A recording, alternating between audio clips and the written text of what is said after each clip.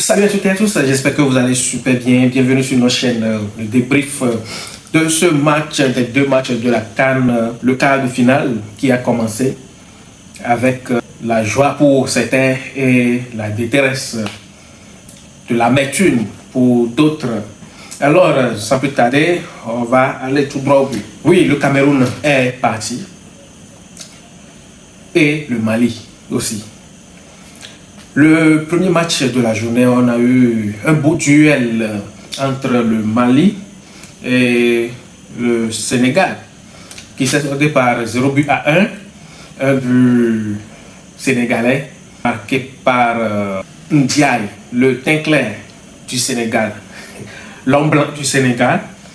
Ndiaye qui a marqué dès les 27e minutes, à la 27-28 comme ça. Donc, nous, on croyait que bon, on va avoir des buts. C'est resté sur le seul but jusqu'à la fin. Et on va se rappeler, rappelons-nous que le Mali s'est qualifié de la phase du groupe par 3 points. Jusque des matchs nuls. Match nul, 3 points et pas chance. Bon. Parce que quoi? Le Mali a une capacité défensive. Il défend bien, très bien même. C'est pourquoi d'ailleurs même quand le Sénégal a marqué son premier but dès la 27e minute, ils n'ont pas eu l'opportunité de marquer un second voire un troisième but parce que la défense était coriace. Et aussi on a une très grande domination en termes de possession de la part des joueurs camerounais et du Sénégal, campement du Sénégal, qu'on a eu 65 au temps réglementaire, on a eu 65 contre 35 pour 35% pour le Mali. Deux corners, deux grosses occasions pour 2-2 pour les deux, et il y a eu une transformation. Donc total des tirs, le Sénégal a fait 19 tirs contre 8. Vous voyez à peu près comment le match s'est passé. Sénégalais, ils sont bons. Le milieu jusqu'à l'attaque, défense aussi. Non, c'est une équipe complexe. Donc le Mali, imaginez un peu ce que le Mali a subi. 7 arrêts du gardien, de leur gardien. Et d'ailleurs, c'est lui l'homme du match. Le Djigui Diarra. Il a eu 7 arrêts contre 2 pour le Sénégalais. 5 corners pour le Mali, 7 corners pour le Sénégal. 8 fautes pour le Mali, 14 pour le Sénégal. Donc des passes complètes. On a eu presque 500 passes complètes contre 269 pour le Mali. Vous voyez, la domination est là. Trop. Carton jaune, on a eu 5, le Sénégal a eu 5 contre 3 pour le Mali. Grosse occasion réalisée, grosse occasion, mais perdue. Donc, c'est ça. Le duel, les duels, c'est qu'à 4% de duels rapportés par les Sénégalais contre 46% pour les duels. Des pertes de balles, les trucs vraiment en termes de statistiques. Le match, vous voyez qu'il y a une nette domination du Sénégal et le Sénégal a mérité sa victoire. C'est vraiment mérité. C'est vraiment mérité et bravo à eux qui vont affronter le Maroc. On tombe sur le match du Maroc. Le Maroc qui a éliminé le Grand Cameroun de Samuel Eto'o, qui va finalement rejoindre ou bien affronter le Grand Sénégal. Un match de ouf, un match qui va marquer l'histoire, si on peut le dire ainsi. Le début du match, il y a eu une domination, surtout la première mi-temps, c'est les Marocains. C'est les Marocains, ils ont des temps forts, c'est les Marocains. Le Cameroun n'a rien vu au premier mi-temps. Rien. Donc le but est arrivé, le but marocain, le premier but est arrivé à la 26e minute par un corner Donc, je ne sais pas si le ballon rentrait déjà et Ibrahim Diaz. Ok? Ibrahim Diaz a juste plongé son corps pour toucher la balle et c'est bon. Mais si on peut bien voir, parce que le but est attribué à Ibrahim Diaz, le ballon sortait. Donc, lui, il a ajusté la trajectoire. Donc, c'est le but. Et si on peut le dire, Ibrahim Diaz est en train de faire fort dans cette CAN. Si on ne sait pas faire, on va lui attribuer l'homme de la CAN, le meilleur joueur.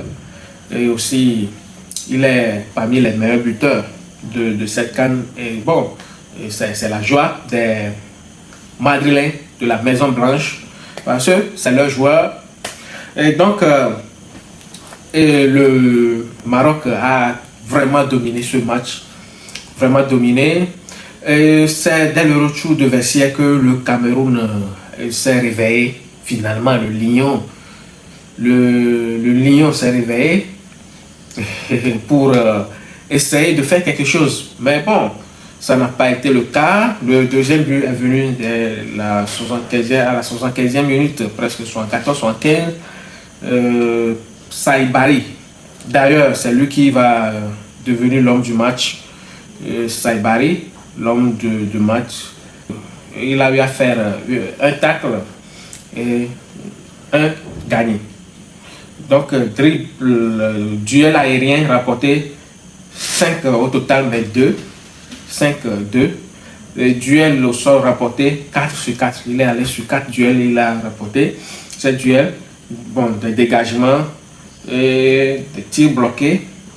Récupération, une récupération, bon, et tacle, bon, aide défensive, on a eu au total 8 qu'on peut voir. Oh, bon, si on note bien, on peut bien observer que Saïbari joue en milieu offensif, un truc comme ça. Donc, il a apporté défensivement comme offensivement. C'est pourquoi l'homme du match lui a été attribué. D'ailleurs, si on va voir du côté marocain, les notes du match, il y a Achraf Hakimi aussi qui a fait son mieux sur l'aile, ses centres. Il a vraiment dérangé les Camerounais. Vraiment dérangé. Chapeau à lui. L'autre qui sort directement de blessure. Il n'a pas joué pratiquement pas la phase du groupe. Donc, il est de retour et on le voit bien sur la pelouse. Le pari est en joie parce que son élément est revenu. Il y a Achraf Hakimi, l'a eu comme note dans ce match 7.4 sur 10. Et la défense centrale Aguerre a eu 7,4 sur 10. 7,6 pour Mouna. Saïbari a eu 7,5 et El Mazraoui a eu 7,5 aussi. Donc leur attaquant qui fait beaucoup d'acrobatie, qui marque des buts extraordinaires, des jolis buts, est sorti finalement dans ce match avec une note minable, passable, 5,7. Aujourd'hui, il n'a rien vu, mais il a fait une passe décisive parce que c'est lui qui a mis la tête, la balle sortait et Ibrahim Diaz a complété, c'est le but. Du côté camerounais, ceux qui se sont un peu débrouillés, il y a le Goulier qui avait 6,2, il y a Namazo 6,9, et Mbemo 6,7 et Bong 6,6. Donc bon, à peu près leur note, ce qui veut dire qu'ils n'ont rien foutu. Ils ont joué, ils ont défendu quand même, mais bon, c'est ça. Et aujourd'hui a décidé autrement pour les hommes de Samuel Eto'o. Donc c'est ça pour leur composition. Du côté camerounais, on a eu 3 défenseurs centraux, 4 milieux, 2 milieux offensifs et un attaquant. Du côté marocain, on a 4-1-4-1. C'est ça la formation. 4-1-4-1. 4 défenseurs et un milieu défensif, des latéraux, milieu latéral, milieu offensif et un attaquant aussi. Donc c'est ça. Et le 4-1-4-1 a gagné. Donc bon, on va parler un peu d'avant-match. Comme on dit, le Maroc, c'est des polémiques. Disait c'est l'arbitre contre Cameroun parce que le Maroc est un pays organisateur, patati panana. Donc il y a quelques polémiques avant-match, d'avant-match, mais on a vu que ce match a été bien arbitré et rien ne s'est passé. C'était cool, c'était bien. Waouh, félicitations. À quelques heures du très attendu quart de finale de la CAN entre le Cameroun et le Maroc, une polémique majeure a éclaté autour de la désignation de l'arbitre, alors qu'un premier choix avait été communiqué à la CAF, a finalement décidé de remplacer l'arbitre initial, déclenchant une vague de réactions et d'incompréhension. Dans un premier temps, l'instance africaine avait désigné l'Égyptien Amin Mohamed Omar pour diriger cette affiche explosive avec l'Algérien Moustapha Gorbal à la VAR. Mais ce choix n'a visiblement pas convaincu tout le monde. Selon le Sport News Africa, la Fédération royale marocaine de football aurait exprimé son mécontentement, estimant que la CAF avait tardé à officialiser l'équipe arbitrale, ce qui aurait déjà créé un climat de soupçon. Le combo arbitre égyptien VAR algérien aurait pas particulièrement irrité la partie marocaine, poussant son président à intervenir directement. Donc c'est ça, mais tout s'est bien passé cette fois-ci. Donc finalement c'est Beida Dahan, et le Mauritanien, qui a arbitré. Oui.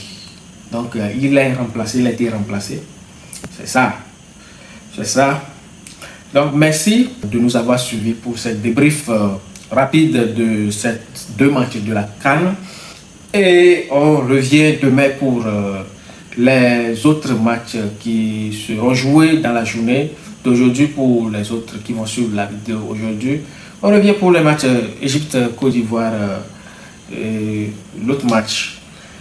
Donc merci, n'oubliez pas de vous abonner, liker, partager au maximum, on est ensemble.